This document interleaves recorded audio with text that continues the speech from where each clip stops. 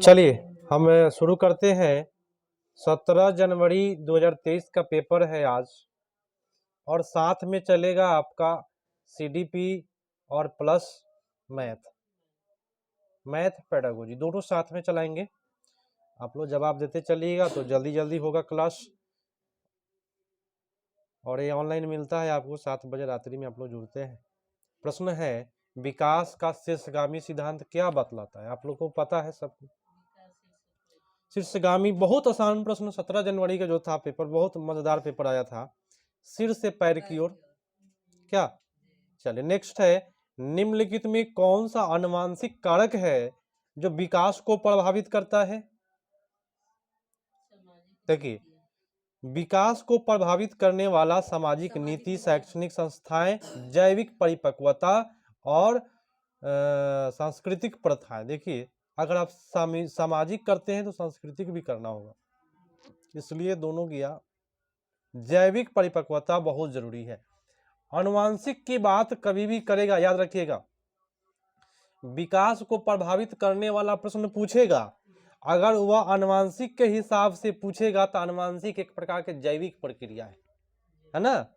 आनुवंशिक क्या है? जैविक प्रक्रियाएं। यही अगर आनुवंशिक के बदले में अगर पर्यावरण क्वेश्चन में लगा दे इस, तो सामाजिक वाला सही जाता है इसमें, ठीक है, सामाजिक नीतियां सही जाता, लेकिन यहां आनुवंशिक के वजह से जैविक।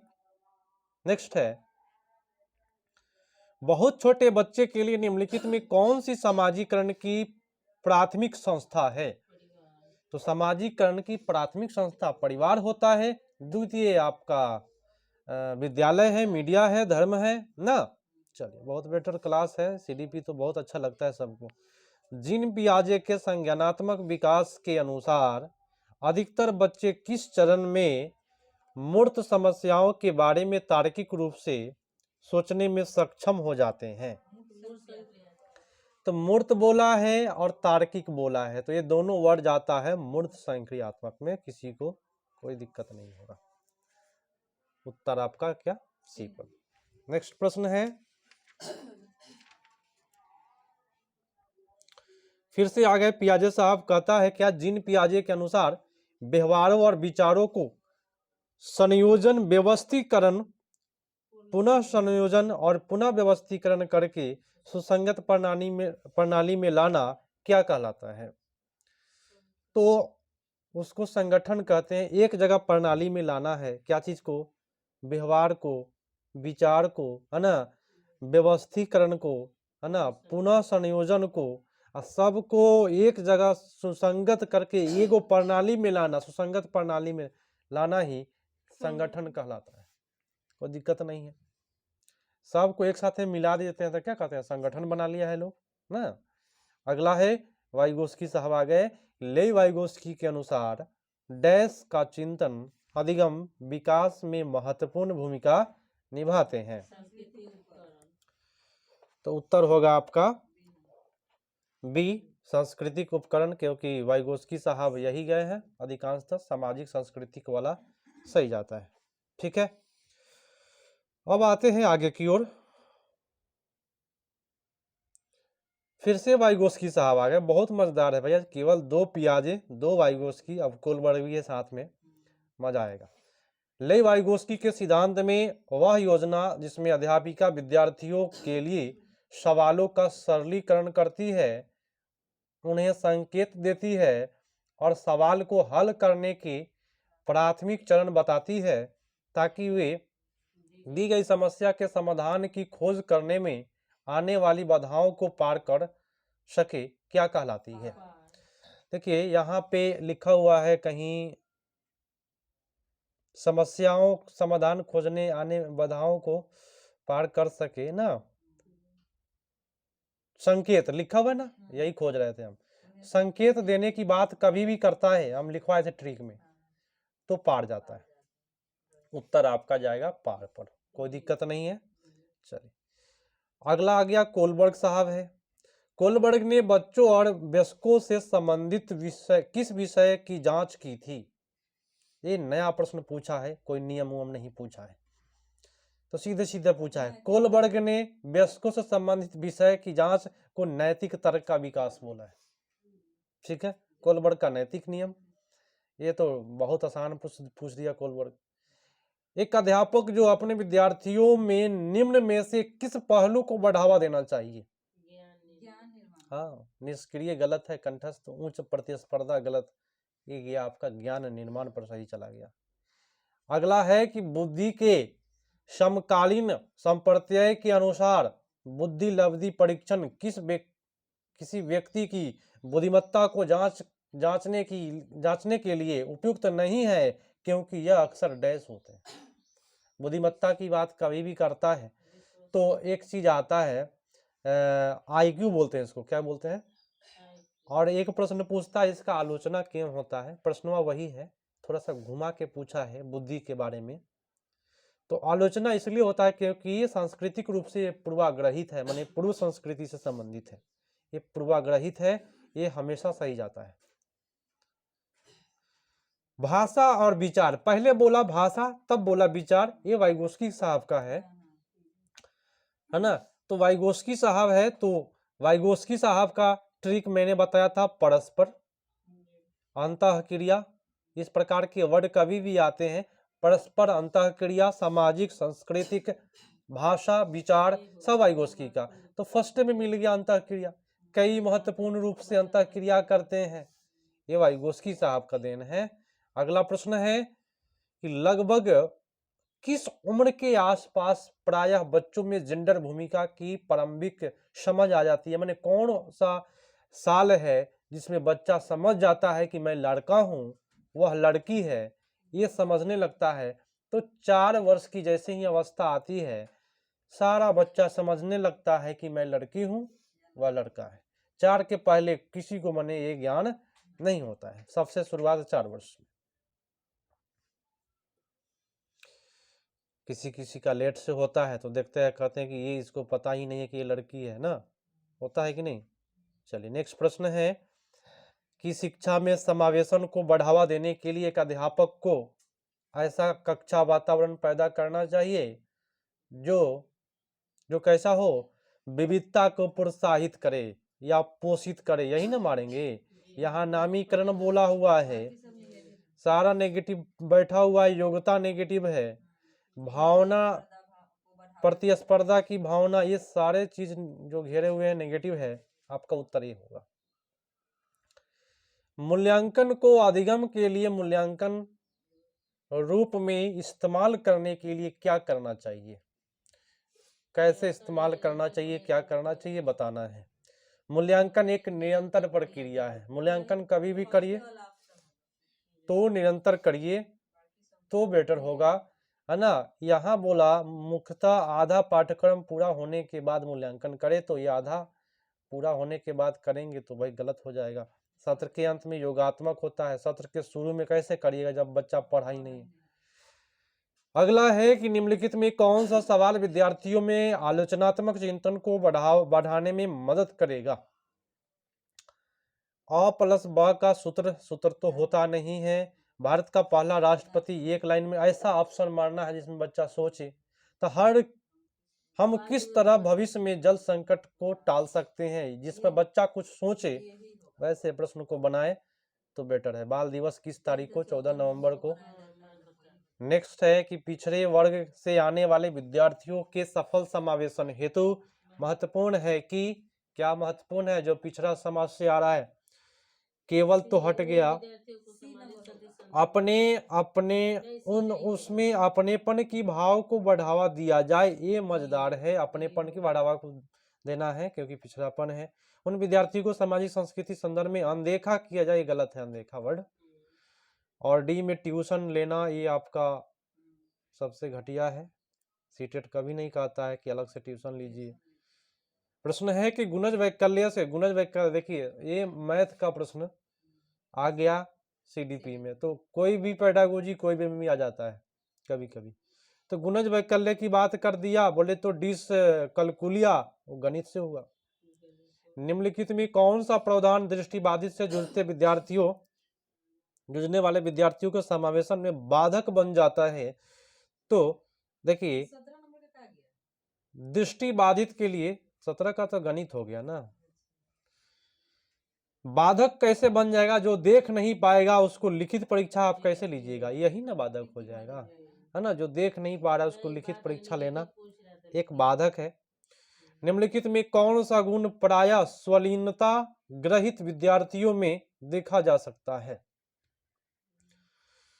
पुनरावृत्ति, व्यवहार, संज्ञानात्मक नम्यता, उच्च स्तरीय संप्रेषण कौशल, दिनचर्या में बारंबार बदलाव की चाह। तो यहाँ होगा पुनरावृत्ति। स्वलीन जो बच्चा होता है, याद रखिएगा, वह कोई भी चीज को बार बार दोहराता है, पुनरावृत्ति करता है, संप्रेषण में बाधित होता है। ये 3 वर्ड मैंने बताया, स्वलीन का आंसर हमेशा जाता है। संप्रेषण में बाधता होता है, ठीक है, पुनरावृत्ति करता है, दोहराता है कोई कोई चीज को, एक ही चीज पर फोकस करता है, तो उत्तर आपका ए पर होगा, पुनरावृत्ति व्यवहार। स्वलीन जो भी बच्चा होगा वह पुनरावृत्ति व्यवहार करेगा, दोहराएगा। रेशमा 3 साल की उम्र में, ये रेशमा जो वर्ड है लड़की है, 3 साल की उम्र में से ही स्वतंत्र रूप से पढ़ने लगी और उसने अपनी पहुंच की हर किताब पढ़ ली। रेशमा किस तरह की विशेषता दिखा रही है? देखिए 3 साल की उम्र है और किताब पढ़ ले रही है ना, तो समझिए कि वो बच्चा जो है वह प्रतिभाशाली है, प्रतिभाशालीता ये सबसे मजेदार जाएगा। 3 साल की उम्र में स्वतंत्र रूप से पढ़ने लगी है, ये बहुत बड़ी बात है। 3 साल की उम्र में कोई बच्चा बोलने नहीं आता है सही से 3 साल के बच्चा को, और पढ़ ले रही है, प्रतिभाशाली बच्चा है ना। बच्चे सबसे बेहतर डैश द्वारा सीखते हैं, बताए। खोजी अधिगम से सबसे ज्यादा बेहतर तरीका से सीखते हैं। कथन कारण आया, मजेदार प्रश्न, कि कथन कहता है विद्यालय को केवल सीखी गई सामग्रियों के पुनरुत्पादन पर जोर देना चाहिए। बात सही, पुनरुत्पादन पर जोर देना चाहिए, तो सही बोला क्या? नहीं बोला सही, क्योंकि जोर देने की बात जो होता है वह गलत होता है। केवल लिखा हुआ है, हम इस पर ध्यान देते, आप लोग भी देते, तो गलत होता। तर्क है, स्मृति ना तो रचनात्मक होता है और ना ही निर्वचनात्मक, तो ये भी आपका नेगेटिव हो गया। उत्तर चला गया आपका डी पर, दोनों गलत है। 23 नंबर प्रश्न है कि एक अध्यापक को कैसे अधिगम क्रियाकलाप बनाने और संपादित करने चाहिए, बताएं। कैसे करने चाहिए? तो जिनकी प्रकृति अति अमूर्त हो, तो ये तो गलत हो गया, अति तो अति हो गया भाई, अति माने हो गया गलत। जो विद्यार्थियों की रुचि के अनुरूप हो, ये मजेदार वर्ड है, B is the right answer. अधिगम प्रक्रिया में विद्यार्थियों की संलग्नता को अधिकाधिक करने के लिए एक अध्यापक को क्या करना चाहिए? फर्स्ट बोला कि विद्यार्थियों की स्वच्छता को न्यूनतम कर देना चाहिए, न्यूनतम वर्ड आपका नेगेटिव है। अधिकतम ये वर्ड आपका नेगेटिव है ना। व्यक्तिगत क्रियाकलापों को न्यूनतम, फिर से नेगेटिव आया, फिर अधिकतम आया, तो इस तरह से तो नहीं हो पाया, तो फिर से करिए। अधिगम प्रक्रिया में विद्यार्थियों को संलग्नता को अधिक करने के लिए अध्यापिका को क्या करना चाहिए? संलग्न रहे बच्चा, तो कार्य की सतता को अधिकतम कर देना चाहिए, ये आपका होगा सतता, ठीक है। और सतता को अधिक कर रहे हैं तो अच्छी बात है। एक सामान्य युक्ति जो दी गई समस्या के समाधान तक पहुंचने में मदद हो सकती है, डैश कहलाती है। समस्या के समाधान तक पहुंचने में जो मदद करता है उसको क्या कहते हैं? तो अनुमानी सोच। लगभग समस्या तक आप पहुंच जाते हैं अनुमान से, ये अनुमान से कह देते हैं कि इसको खांसी होने वाला है या इसको सर्दी होगा, अनुमान से आप देख करके बता देते हैं। तो समस्या तक पहुंचने का के लिए मदद क्या होता है? तो आपका अनुमान, है ना। आप अनुमान लगाते हैं कि इसको बुखार लगा हुआ है तो इसको पैरासीटामोल देंगे तो शायद ठीक हो जाए। विद्यार्थियों द्वारा ग्रहित वैकल्पिक अवधारणाएं, है ना, वो क्या है? अधिगम प्रक्रिया में कोई भूमिका नहीं निभाता, यहाँ नहीं बोला है इसलिए गलत हुआ। बी बोला कि आप पूरी तरह से आकर्षित और अविवेकी है, ये अविवेकी वर्ड नेगेटिव है। विद्यार्थियों के सहज सिद्धांतों को दर्शाता है, ये गलत है। सहज अध्यापक द्वारा सिरे से अनदेखी कर दी जा, सी सबसे है बेटर। विद्यार्थियों के सहज सिद्धांतों को दर्शाती है, ये होगा। अनदेखी यहाँ नेगेटिव है, अविवेकी नेगेटिव है, नहीं नेगेटिव है। चलिए सी उत्तर होगा। अगला है कि अधिगम बताना है क्या है भाई। अधिगम जो होता है, अधिगम जो है संवेगों से महत्वपूर्ण रूप से प्रभावित होता है। ठीक है, उत्तर आपका ए होगा। अब भाई 28 पर आइए कि कहता है कि कथन एक अध्यापक द्वारा विद्यार्थियों को संप्रत्यय की समझ पाने के लिए अधिगम करने हेतु अभिप्रेरित करना चाहिए। अच्छी बात है, बच्चा को अभिप्रेरित करिए, ये ठीक है। तर्क कहता है अधिगम अधिक प्रभावी और अर्थपूर्ण होता है अगर वो महारत उन्मुखी हो। देखिए अर्थपूर्ण तब होगा जब महारत उन्मुखी हो। ये सही है गलत है? क्या नंबर था प्रश्न? हाँ, महारत उन्मुखी अब तक गलत हुआ ही नहीं। अर्थपूर्ण तब हो जाएगा जब आप महारत हासिल कर लीजिएगा। आपका पढ़ाई तब अर्थपूर्ण हो जाएगा जब आपका रिजल्ट आ जाएगा। महारत हासिल कर लीजिए तब ना कहिए कि हाँ मेरा पढ़ा हुआ सफल हो गया। उत्तर आपका ए। NSO का नहीं ना दे रहा है, ऐसे भी 82 है। OBC का कट ऑफ 82 गया है। 82 नहीं है। अगला है कि निम्नलिखित में कौन सा कारक विद्यार्थियों के अधिगम में बाधक बन जाता है? कौन सा बाधक बन जाएगा? देखिए अनमय जो वर्ड है वो नेगेटिव वर्ड है। चलो ना, कौन है? अंदर आके बैठो, बाहर का करे। चलिए कौन सा कारक विद्यार्थियों के अधिगम में बाधक बन जाता है? तो बाधक कठोर एवं अनमय पाठ्यक्रम, ये आपका बाधक बन जाएगा। और अंतिम प्रश्न है CDP का, अपनी स्वयं की संज्ञानात्मक प्रक्रियाओं से अवगत होना क्या कहलाता है? स्वयं का। तो स्वयं के बारे में अगर आपको जानकारी मिल गया तो समझिए आप बड़ा संज्ञान आपके पास आ गया है ना। ये सबसे मजेदार है। अब आइए मैथ पेडागोजी 46 नंबर से करते हैं।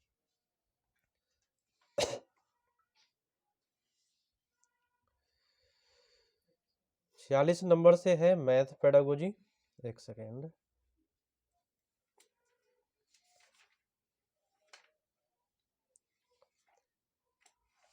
कक्षा 5 का एक छात्र हरमन एक वर्ग के गुण समझा पाता है किंतु वर्गों, आयतों एवं समांतर चतुर्भुज के बीच संबंधों की व्याख्या नहीं कर पाता है ना।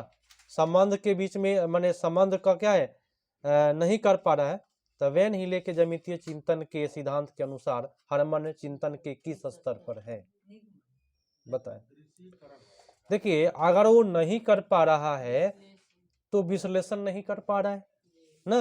संबंध के बीच अगर व्याख्या नहीं कर पा रहा है तो उसको विश्लेषण नहीं आ रहा है। व्याख्या बोले तो क्या, विश्लेषण करना। क्या बोला जाए, क्या आपको दिक्कत क्या है? दृश्यकरण तो दिखावट के आधार पर होता है। हाँ, लेकिन व्याख्या नहीं कर पा रहा है तो विश्लेषण उसको नहीं आ रहा है। अगला, निम्नलिखित में किन का गणितीय सत्यों को स्थापित करने के लिए अधिक उपयोग होता है? किन का अधिक उपयोग होगा? प्रयोग का तो भाई गणित में कोई काम नहीं है, सत्यापन का कोई काम नहीं है, तार्किक विवेचन बेटर है, और अभिगृहितों का सबसे मजेदार आपका सी और डी। डी ऑप्शन आपका सही। फिर से आया कुट। निम्नलिखित में कौन सा गणित का अधिगम करते हुए संदर्भपरक मूल्यों के विकास के लिए सहायक है? कौन सा सहायक है? फर्स्ट, विद्यार्थियों को अधिगम प्रश्न को हल करने के अवसर प्रदान करने चाहिए।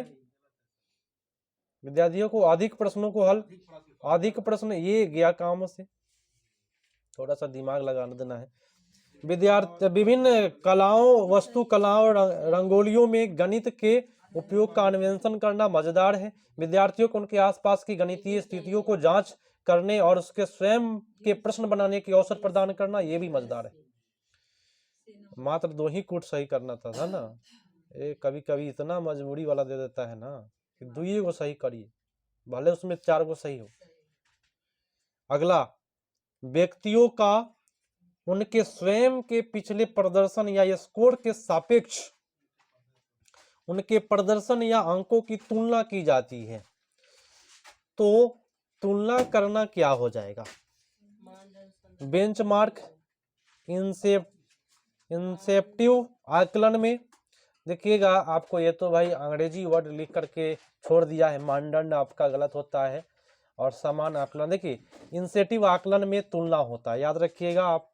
किसमें? व्यक्तियों के उसके स्वयं के पिछले का प्रदर्शन और स्कोर के सापेक्ष उनके प्रदर्शन, माने आपका जो पिछला का प्रदर्शन कितना है और अभी का जो स्कोर है वो कितना है ना, इसके बीच कभी भी तुलना करने की बात कर देगा तो इंसेटिव आकलन हो जाएगा। याद रखिएगा, आपका उत्तर B is the right answer. निम्नलिखित में कौन सा प्राथमिक स्तर के गणित में आकृतियों का परिचय कराने का मुख्य उद्देश्य हो सकता है? फर्स्ट है कि दृश्यकरण कौशल विकास करना, बहुत अच्छी बात है। दिक् स्थान संबंधित कौशल, ठीक है। आकृति का नाम याद करना गलत हो गया, याद करना गलत होता है। 51 नंबर है, प्राइमरी स्कूली गणित शिक्षण एवं अधिगम हेतु निम्नलिखित में कौन सा वस्तुओं का संसाधन कक्ष में होना आवश्यक है? कौन सा आवश्यक है भाई? फर्स्ट बोला चार्ट, पुस्तकें और गुणन सारणी, ठीक है, जरूरी रहता है इसका भी। और बी है स्टेशनरी, ये भी चलता है। स्टेशनरी स्टेशनरी वस्तुएं जैसे पेन, पेंसिल, रूलर इत्यादि, ये जो है नहीं होगा। प्राइमरी स्कूल गणित शिक्षण एवं अधिगम हेतु निम्नलिखित में कौन सा संसाधन कक्ष होना चाहिए? मूर्त शिक्षण अधिगम, देखिए 2-3 ही करना है, इसलिए थोड़ा सा ध्यान दीजिए। मूर्त शिक्षण अधिगम सामग्री जैसे कि गणित माला, 10 ग्राम, त्रिविमीय आकृति, जियो बोर्ड, ये चलता है, टीएलए में आता है। सूची पत्र शिक्षक पत्रिकाएं, शिक्षक शिक्षिकाओं को पढ़ाने हेतु अन्य सामग्री। सूची पत्र शिक्षक के लिए बोल रहा है, शिक्षक के लिए जरूरी है, तो ये भी सही चला गया। तो कूट के हिसाब से आपको जाना पड़ेगा, ऐसे सब सही है, लेकिन कूट के हिसाब से एक को हटाना पड़ेगा। हाँ, स्टेशनरी सामान जो भी है उसको हटाइए, ठीक है। उत्तर आपका डी पर इसलिए हट गया स्टेशनरी सामान, क्योंकि वो मार्केट से है, ना कि कोई सरकार के द्वारा दिया गया है। हाँ, टीएलए में आता है सरकार से, पूरा कार्टून भर के सब आता है सरकार के द्वारा, नहीं तो खरीद के नहीं ना आता है, सरकार आपको देती है वहाँ फ्री में।